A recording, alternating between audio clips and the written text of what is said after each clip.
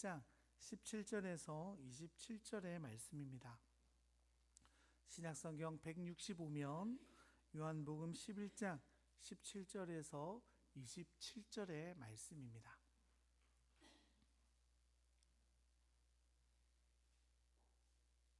우리 하나님 말씀을 제가 한 절, 여러분들이 한 절 교독하시겠습니다. 예수께서 와서 보시니 나사로가 무덤에 있은지 이미 나흘이라.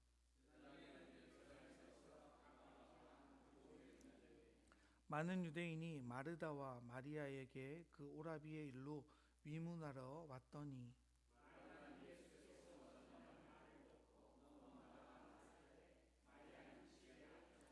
마르다가 예수께 여짜오되 주께서 여기 계셨더라면 내 오라버니가 죽지 아니하였겠나이다.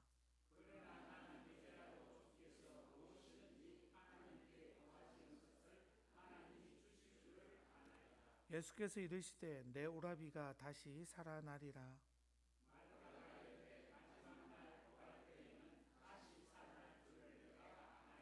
예수께서 이르시되 나는 부활이요 생명이니 나를 믿는 자는 죽어도 살겠고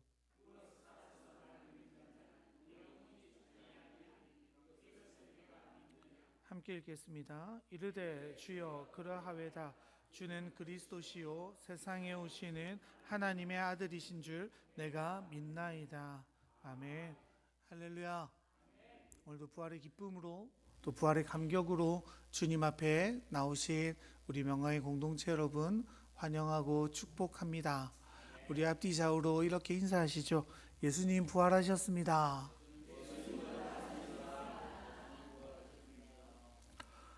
부활절로 오늘은 주님 앞에 예배 드립니다. 부활의 감격과 기쁨을 누리는 부활절로 우리는 예수님 앞에 모이게 되었습니다. 예수님께서는 금요일에 십자가에 못 박혀 돌아가셨고 또 오늘 일요일에 부활하셨죠. 예수님의 부활을 기념하며 감사하며 초대교회는요, 안식일인 토요일에 예배 드리는 것이 아니라 주님이 부활하신 일요일 예배를 드림으로 우리는 이렇게 일요일마다 주일로 정해 하나님 앞에 예배 드리고 있습니다. 그러니까요, 사실 우리가 이렇게 주일로 정해 드려지는 매주마다 우리는 부활의 감격을 누리며 예수님의 부활을 기념하며 드려지는 예배인 거죠. 그래서 오늘만 부활절로 기억되는 것이 아니라 매주가, 매일이, 매 순간이 부활을 경험하고 살아가는 우리이기를 간절히 바랍니다. 그렇죠, 맞아요. 아멘이에요. 그렇게 정말로 됐으면 좋겠어요. 그런데 우리 삶은 어떻습니까? 실제로 그렇지 않을 때가 더 많죠. 여러 문제와 갈등이 있습니다. 어려운 순간들이 우리를 낙심하게 만들고 또 힘겹게 만들어 갑니다. 예수님께 간절히 기도하지만 그 기도의 응답이 이루어지지 않아서 또 내 상황과 내 상태는 도무지 바뀌지 않고 그대로인 상황들을 경험하며 우리는 낙심할 때가 있죠. 지쳐버릴 때가 있습니다. 그렇게 실망하고요, 지치고 방황하다가 낙심해버리는, 포기하는 신앙으로 살아가는 우리일 때가 있습니다. 그런데 이렇게 질문하고 싶습니다. 만약에 우리가 기도하는 그 기도의 응답을 거절하시는 것이 하나님의 뜻이라면요, 그렇게 기다리고 기다리게 만드는 것이 하나님의 계획 속의 일부라면 우리는 어떻게 하시겠습니까? 그 기간이 사실 쉽지 않죠. 나는 빨리 바뀌었으면 좋겠는데, 나는 빨리 내 기도가 응답됐으면 좋겠는데, 나는 좀 더 나은 상황으로 하나님이 날 이끌어 갔으면 좋겠는데, 너무 어두운 긴 터널을 지나는 것만 같은 우리의 인생일 때가 있습니다. 그 긴 터널 같은 캄캄한 밤 같은 상태를 영적인 어두운 밤이라고 부르는데요, 그런 거죠. 하나님이 내게 응답은 없어요. 처음 예수님을 만났을 때 그런 감격도, 하나님을 향한 막 뜨거운 감정도 사라져 버린 것만 같은 그런 상태가 바로 영혼의 어두운 밤입니다. 그런데요, 그 영혼의 어두운 밤을 지날 때, 그 긴 터널의 끝에 다다를 때요, 비로소 모든 것이 선명하게 드러나는 거죠. 이렇게 밝은 빛이 내 안에 있었구나라는 것을 그 터널의 끝에 우리는 도달할 때 알 수 있습니다. 그럼에도 그 터널을 통과하는 동안 우리는 어려움 속에 있죠. 왜냐하면 우리가 모르니까요. 그 터널이 언제 끝날지, 이 밤이 언제 끝날지, 내 기도가 언제 응답되어질지 우리는 알 수 없기 때문에 힘듭니다. 예수님께서 돌아가실 때도 그랬지 않습니까? 그렇게 주님을 사랑한다고 따라가기로 결정했던 제자들은 어땠어요? 다 두려워 흩어지고 숨어버리죠. 낙심 가운데, 예수님의 죽음의 그 공포 가운데 깊이 있었던 제자들도 우리가 보았지 않습니까? 그런데 생각지도 않았던, 그렇게 말씀하셨지만 제자들이 깨닫지 못했던 예수님의 부활이, 그렇게 낙심 가운데 있었던 제자들 앞에 예수님은 부활하셔서 나타나게 되어지시죠. 제자들은요, 죽음 속에 있었지만 주님은 죽음을 넘어 부활하심으로 제자들에게 완전히 새로운 생명을 허락해 주십니다. 그들은 부활의 목격자가 되며 완전히 다른 삶, 완전히 새로운 신앙으로 살아가게 되어지죠. 도망자에서 순교자로, 겁쟁이에서 선포자로, 맹인에서 증인의 삶을 살아가는 자들로 하나님이 바꾸어 주시는 거죠. 오늘 본문은 우리가 너무 잘 아는 내용 중에 한 이야기 아닙니까? 그 내용의 과정도, 그 이야기의 결론도 우리가 잘 알지만요, 정작 오늘의 본문처럼 고백하는 것은 굉장히 어려운 내용입니다. 오늘의 이야기, 바로 나의 이야기가 되기를 고백하며 오늘의 본문을 함께 살펴보았으면 좋겠는데요, 우리가 오늘 읽진 않았지만 11장 5절의 말씀 같이 한번 읽어볼까요? 11장 5절입니다. 예수께서 본래 마르다와 그 동생과 나사로를 사랑하시더니. 그러니까 오늘의 이야기의 주인공이 누굽니까? 예수님이 몹시 사랑하시던 나사로, 마르다, 그리고 그 동생 마리아에 대한 이야기이죠. 그 삼남매가 주님과 각별한 사이를 지내던 도중에 나사로가 큰 병에 걸리고 맙니다. 자매들은 곧바로 예수님께 도움을 청하죠. 당연한 것 아닙니까? 예수님은 그 당시에 못 고칠 병이 없으셨고 능치 못한 일이 없으신 것을 계속해서 보여주셨죠. 그리고 예수님과 그렇게 친밀하게 지냈던 그들이었기 때문에 자신들의 그 요청에 주님은 곧바로 응답해 주실 거라는 확신이 있었어요. 아까도 읽었지만 예수님께서 어떻게 하셨다고요? 그들을 사랑하셨다라고 성경은 말하고 있습니다. 그러니까 그들은 예수님의 사랑을 누렸고 예수님의 능력을 신뢰해서 예수님께 도움을 구하죠. 그런데 예수님이 오셨을 때는 이미 모든 상황이 늦어버리게 되어진 겁니다. 우리 아까도 읽었지만 오늘 보면 17절 보니까요, 예수께서 와서 보시니 나사로가 무덤에 있은지 이미 나으리라. 간절한 기도로 주님 앞에 나아갔어요. 주님이 고쳐주실 거라고 믿고 주님께 도움을 청했어요. 그런데 주님이 오셨어요. 너무 늦어버렸죠. 그래서 예수님을 만난 마르다의 고백이 어떻습니까? 우리 21절 같이 한번 읽어볼까요? 21절입니다.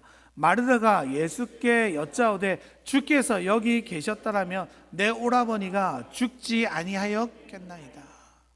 여러분, 이 고백이 뭡니까? 아이고 주님, 왜 이제서야 오셨어요? 너무 늦으셨잖아요. 조금만 일찍 오셨다면 내 오라버니가 병에서 나았을 텐데요. 이게 마르다의 고백 아닙니까? 충분히 할 수 있는 고백이죠. 다급하고 힘든 그 상황에서 주님만이 우리의 희망이라고 믿었는데 주님이 나흘만 일찍 오셨다면, 오라버니가 죽기 직전에만 오셨다면 분명히 살릴 수 있을 거라고 나는 믿었는데 주님 너무 늦게 오셨습니다. 그런 불평과 불만들이 당연히 쏟아질 수밖에 없는 겁니다. 우리도 마찬가지죠. 다급하고 힘든 상황이 생기면 어때요? 예수님 응답이 지연되면 지연될수록 너무 견디기 힘든 것 아닙니까? 그리고 그 지연 때문에 겪는 결과가 어때요? 오라버니의 죽음인 거죠. 낫기를 바랬지만 그들이 생각하는 최악의 상황이 그들 앞에 펼쳐지게 됩니다. 그런데 사실 더 고통스러운 일이 뭡니까? 바로 예수님이요, 일부러 그런 상황을 내버려 두셨다는 겁니다. 우리 요한복음 11장 5절 6절에 보면 이렇게 기록되어져 있는데요, 같이 한번 읽어볼까요? 예수께서 본래 마르다와 그 동생과 나사로를 사랑하시더니 나사로가 병들었다 함을 들으시고 그 계시던 곳에 이틀을 더 유하시고. 여러분, 주님이요, 사랑이 없으십니까? 능력이 없으십니까? 그 두 개는 확실히 아닌 것 같아요. 그렇죠? 그런데 주님은 그 나사로가 병들었다는 이야기를 듣고 일부러 어떻게 계세요? 이틀을 더 유하시고 비로소 걸어가십니다. 그럼 뭡니까? 주님이 능력도 있으셨어요. 사랑도 있으셨어요. 나사로를 향한 긍휼한 마음으로 고치고 싶어 하셨던 마음도 있으셨던 것 같아요. 그럼 주님은 왜 일부러 가셨냐고요? 이유가 있겠죠. 주님은 분명히요, 늦게 가는 충분한 이유와 목적이 있으셨기 때문에 그 상황을 내버려 두시는 거죠. 물론 우리는 알 수 없습니다.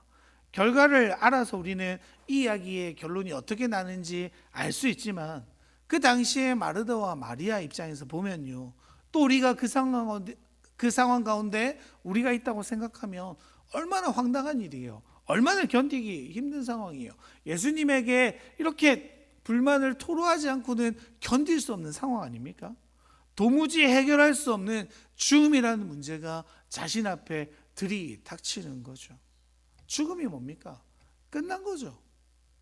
끝이에요. 더 이상 오빠를 만날 수 없죠. 더 이상 문제의 해결의 기미는 보여지지 않는 상황입니다. 그런데 여러분, 우리도요, 이런 일들을 자주 경험해요. 진짜로 죽는 건 아니지만 죽을 것 같이 힘든 상황들이 있죠. 여러 가지 문제가 우리를 마치 죽은 것 같은 일들로 밀어내는 일들이 있습니다. 경제적인 문제들이 있죠. 신체적인 문제들이 있죠. 우리 개인의 마음의 문제들로 정말로 죽을 것 같습니다라는 고백들이 우리 입에서 나타날 때가 얼마나 많이 있습니까? 또 우리나라 사람들 얼마나 죽을 것 같다고 많이 얘기해요. 배고파 죽을 것 같고, 힘들어서 죽을 것 같고. 근데 문제는 또 이제 좋아서도 죽을 것 같고, 배불러서도 죽을 것 같고, 죽을 것 같다는 말 너무 많이 하잖아요. 이게 다르게 말하면 뭐예요? 죽음을 우리는 날마다 생각하고 있다는 거죠. 죽음이 우리에게 굉장히 가까운 문제라는 걸 우린 인지하고 살아간다는 말입니다. 그렇게 상황이요, 환경이요, 내 마음이요, 나를 죽을 것 같이 내버려 두어지는 경우들이 우리는 종종 있죠. 그런데 예수님은요, 그런 상황 속에서 죽음 앞에서 슬피 울고 있는 자들에게 찾아오셔서 부활에 대해서 말씀하고 계시는 거죠. 23절에 주님이 이렇게 말씀하십니다. 예수께서 이르시되 내 오라비가 다시 살아나리라. 완전히 끝난 줄만 알았던 우리의 인생이 다시 살아나실 거라는 선언을 주님은 보여주십니다. 그렇게 멀리 있는 게 아니라요, 바로 지금 여기에서 현실이 될 거라고 분명히 말씀하세요. 그런데 마르다는 이 말을 어떻게 이해합니까? 주님, 그쵸? 부활하실 줄 믿어요.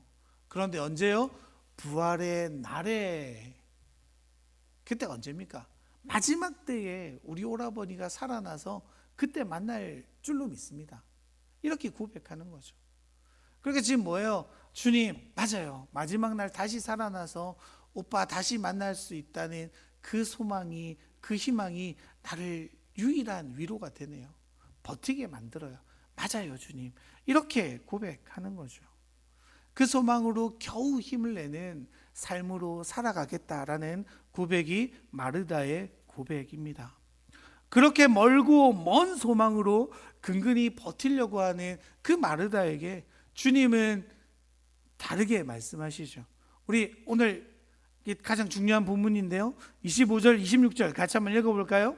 예수께서 이르시되 나는 부활이요 생명이니 나를 믿는 자는 죽어도 살겠고 무릇 살아서 나를 믿는 자는 영원히 죽지 아니하리니 이것을 내가 믿느냐. 아멘. 사랑하는 명광의 성도 여러분, 주님께서 말씀하시는 부활은요, 언제 일어납니까? 먼 나중의 이야기인가요? 아니요, 지금 여기에서 일어난 일을 주님은 분명히 말씀하고 계신 거죠. 부활을 먼 이야기라고, 자신의 죽음 이후에나 벌어질 일이라고 믿었던 마르다에게 주님이 말씀하시는 거예요. 예수님 스스로가 부활이며 생명이라고, 예수님 안에 영생이 있다라고 지금 선언하시는 거죠. 여러분, 성경이요 말하는 영생은요 단순히 죽지 않아. 부활이요 마지막 날에 우리 다 살아나서 천국에 갈 거야, 지옥에 갈 거야, 이런 수준의 이야기가 아닙니다. 생각해보면 여러분, 예수 믿어도 영생하죠? 아닌가요? 예수 믿으면 영생할 줄로 믿으십니까? 예수 안 믿으면요? 생각해 보세요, 여러분. 죽었어요. 부활했어요. 예수 믿으면 어디 갑니까? 천국에서 어떻게 삽니까? 영원히 살죠. 예수 안 믿으면 어디 가요? 지옥 가죠. 지옥에서 어떻게 살아요? 영원히 살죠. 영생 누구나 얻는 거 아닙니까? 생명이 끊어지지 않죠. 여러분, 우리가요 단순히 생명의 연장으로 영생을 말한다면요 예수님이 필요 없어요. 성경이 말하는 영생이 뭡니까? 그 생명 안에서 나타나는 풍성함과 자유, 기쁨과 만족, 그리고 영원한 안식과 평화, 이런 것들이 다 포함되어 있는 영생이 우리가 진짜 말하는 영생이지 않습니까? 그러니까요 예수님께서 내가 부활이야 생명이야 하시는 건요 단순히 생명이 길어질 거야, 죽지 않을 거야 차원이 아닌 거예요. 우리가 주님 안에서 누리는 감격, 생명을 얻었을 때 누리는 만족과 자유함, 기쁨과 평안을 너희들이 누리게 될 거야 라는 선언이 되어지는 거죠. 여러분, 우리가요 천국에 대한 기대를, 부활에 대한 기대를 너무 죽고 나서만 생각하는 것 같아요. 주님 다시 오실 때 이루어질 거지. 그게 여러분 우리의 신앙을 망쳐놓습니다. 여러분, 주님은 지금 부활이 언제 일어난다고 말씀하세요? 바로 지금이요. 생각해 보세요, 여러분. 나사로가 살아나죠? 살아나서 영원히 삽니까? 또 죽을 거예요. 나사로 좀 억울하지 않을까요? 야, 기껏 죽었는데 다시 살려가지고 또 죽이신다, 이러면 억울하잖아요, 여러분. 주님이요 나사로 왜 살리시는 거예요? 주님의 부활이 어떤 의미를 가졌는지, 너희들이 부활의 신앙을 어떻게 살아가야 하는지 나사로를 통해 보여주시는 거죠. 야, 죽고 나서의 부활을 말하는 게 아니야. 너희들이 단순히 생명의 연장으로서의 부활을 말하는 게 아니야. 부활은 지금 이 땅을 살아가는 너희들의 삶 속에 이루어지는 것이 부활이야. 그게 생명이야 라고 주님 우리에게 말씀해 주시는 거예요. 여러분, 우리가 너무나도 잘 알죠. 사람의 제일 되는 목적이 무엇입니까? 하나님을 영화롭게 하고 영원토록 그를 어떻게 하는 거예요? 즐거워하는 거예요. 성경이 말하는 복의 초점은 어디에 있다고 했습니까? 상황이 변하는 건가요? 환경이 달라지는 건가요? 아니라고 말했죠. 성경은요 우리에게 줄곧 복은요 관계와 밀접한 관계라고 계속해서 말씀드리잖아요. 참으로 복을 받는 게 뭡니까? 주님과 가까워지는 상태예요. 참으로 복이 뭐예요? 내 상황과 환경과 상관없이 내가 주님을 의식하고 주님을 누리고 주님과 동행하는 그 즐거움이 우리에게 주시는 참된 복인 줄로 믿습니다. 그래서 여러분, 그 일을 위해 주님 오셨잖아요. 죄로 인해서 하나님과의 완전히 끊어진 관계, 죄로 인해 하나님을 만날 수도 없고 하나님을 경험할 수도 없는 그런 죽은 것 같은 이 땅을 살아가는 우리를 위해요 주님이 이 땅 가운데 오신 거죠. 그러니까 뭐예요? 하나님과의 관계가 끊어진 삶 자체가 죽은 삶이에요. 여러분, 이 땅에 그 죽은 것 같이 살아가는 사람들이 얼마나 많이 있습니까? 우리 신앙인들도 마찬가지죠. 그 깊은 절망 가운데 하나님 내 삶에서 역사하지 못하시게 만들어가는 죽은 것 같은 신앙생활을 하는 우리의 삶일 때가 얼마나 많이 있어요. 죽음이라는 것은요 내가 여기서 하나님과의 생명의 소통 없이 그저 살아가는 것 자체가 죽은 거예요. 생명이 뭡니까? 영생이 뭡니까?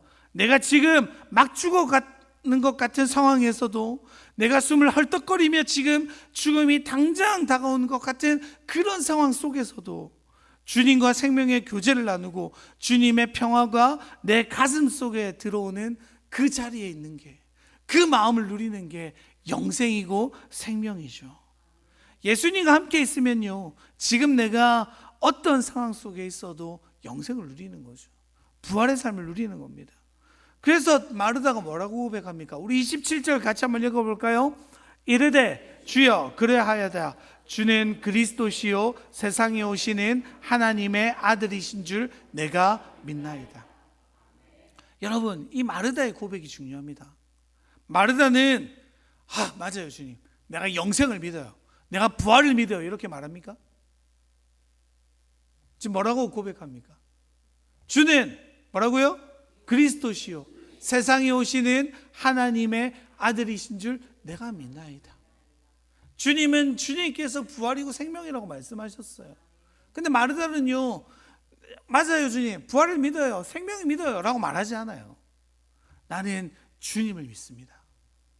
주님이 나의 주인이시고 주님이 하나님의 아들이시고 주님이 참 부활이고 생명임을 믿습니다 라고 고백하는 거죠.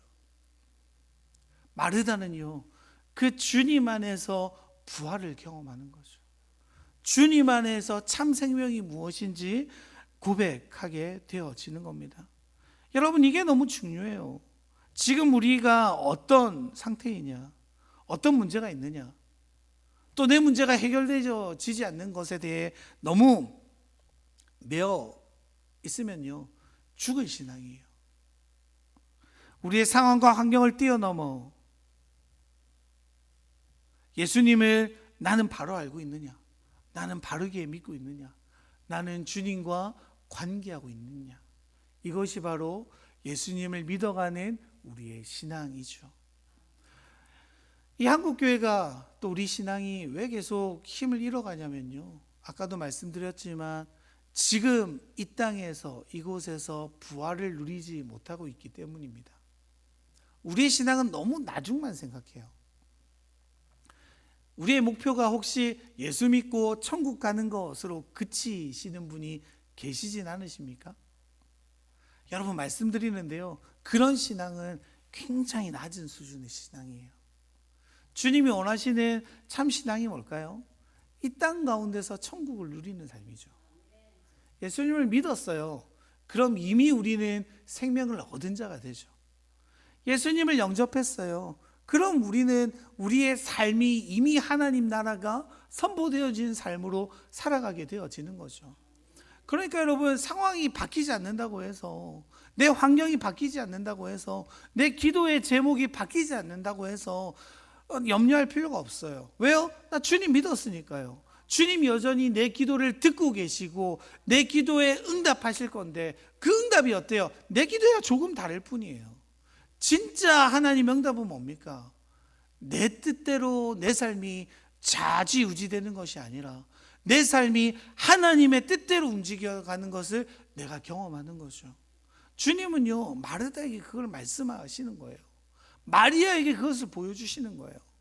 보세요, 그 병이 그때 나아버렸다면, 죽기 전에 나아버렸다면, 마리아와 마르다는요, 병을 고치시는 하나님은 고백할 수 있지만 죽은 자를 살리시는 예수님은 바라보지 못하는 거죠.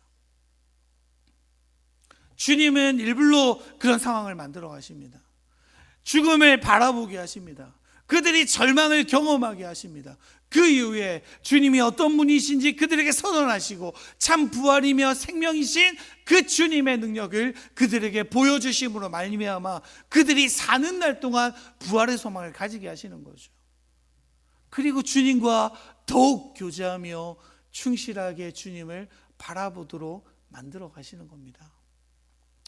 사랑하는 영화의 성도 여러분, 요한복음의 주제 말씀은요, 요한복음 17장 3절의 말씀입니다. 영생이 무엇이냐라는 질문이죠. 같이 한번 읽어볼까요? 요한복음 17장 3절입니다. 영생은 곧 유일하신 참 하나님과 그가 보내신 자 예수 그리스도를 아는 것이니이다. 아멘. 영생이 뭐라고요? 하나님과 그를 보내신 자 예수 그리스도를 어떻게 아는 것이요? 아는 거래요. 주님을 아는 게 영생입니다. 주님을 누리는 것이 부활의 신앙입니다. 그래서 우리가 이 땅을 살아가며 나는 참으로 부활의 신앙을 살아가고 있는가? 나는 참으로 생명을 살리는 그 신앙으로 살아내고 있는가? 아니면 내 앞에 펼쳐진 여전히 내게 죽음같이 어려운 일을 던져줄 두려움과 어려움, 나의 환경과 내 연약한 믿음 때문에 지금도 거기에 주목해 죽어있는 신앙으로 살아갈 건가? 여러분, 이건 누구의 선택이에요? 우리의 선택이에요. 주님은 우리에게 두 가지 길을 선택할 수 있는 자유를 주십니다. 하나님의 길을 선택하든 하나님이 아닌 것을 선택하든. 그리고 그 길 가운데 하나님의 것들을 선택하는 자들은 어때요? 이 땅 가운데 천국을 누리는 거예요. 이 땅 가운데 부활을 누리는 거예요. 이 땅 가운데 그 누구도 줄 수 없었던 평안과 기쁨의 삶을 누리는 거죠. 그래서 여러분, 다르게 생각하면요, 나 예수 믿어서 너무 힘들어, 예수 믿어서 좋은 게 하나도 없어, 이런 사람은 천국 가도 별로 재미없을 것 같아요.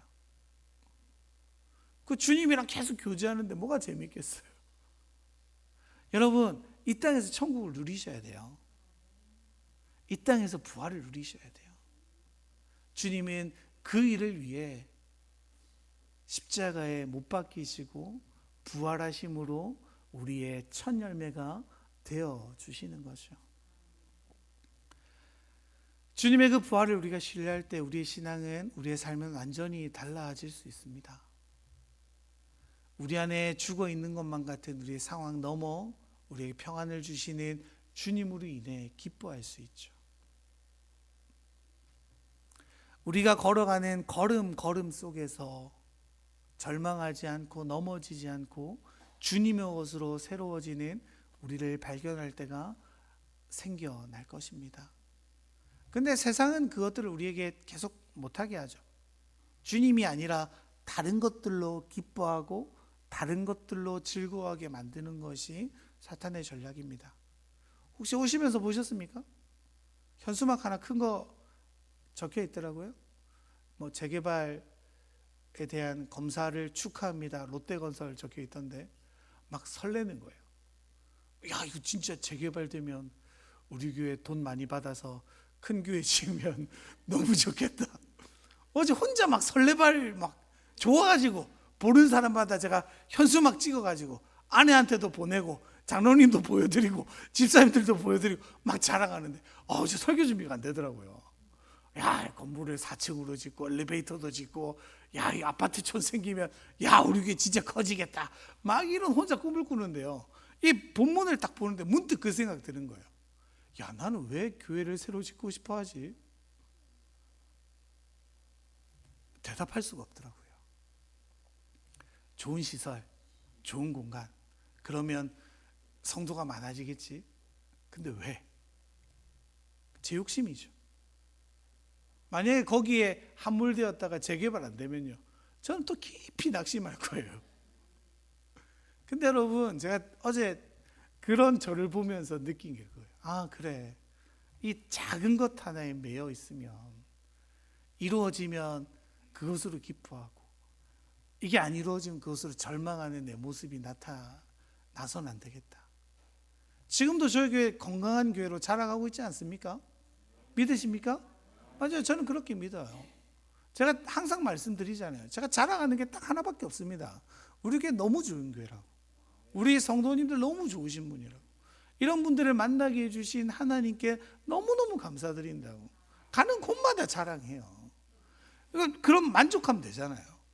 근데 막 커졌으면 좋겠어, 막 많아졌으면 좋겠어, 이런 저를 보면서 아, 나도 멀었구나. 여러분, 주님 안에 있다는 건요, 그런 거에 휘둘리지 않는 삶이죠. 상황에 연연하지 않는 삶이에요. 주님이 내게 주신 것으로 만족하고, 주님이 내게 말씀하시는 것으로 살아내고, 주님이 함께 하시면 그것으로 충만함을 경험하는 삶, 그것이 우리의 삶이기를 간절히 소망합니다. 부활하신 주님은요, 지금도 우리와 함께 하십니다. 그리고 그 예수님은 우리의 삶의 전부가 되어 가십니다. 예수님과 함께하는 것이요, 우리에게 생명이 되어지는 거죠. 그 고백을 입술이 아니라 정말 우리의 가슴의 중심으로, 내 몸으로, 온몸으로 할 수 있는 그 신앙을 구하는 우리가 되길 바랍니다. 그리고 그 신앙 안으로 점점 더 깊이 들어가 매일마다 부활의 신앙으로 우리를 살리고 세상을 살려내는 우리 명예의 공동체 되기를 간절히 소망합니다. 우리 그러한 다짐으로 이 시간 함께 고백했으면 좋겠어요. 무엇보다 중요한 게 뭐예요? 주님 안에 있는 거죠. 주님도 그렇게 말씀하세요. 나의 안에 거하라. 그게 전부입니다. 우리 그러한 고백으로 이 시간 함께 찬양하며 나가실까요?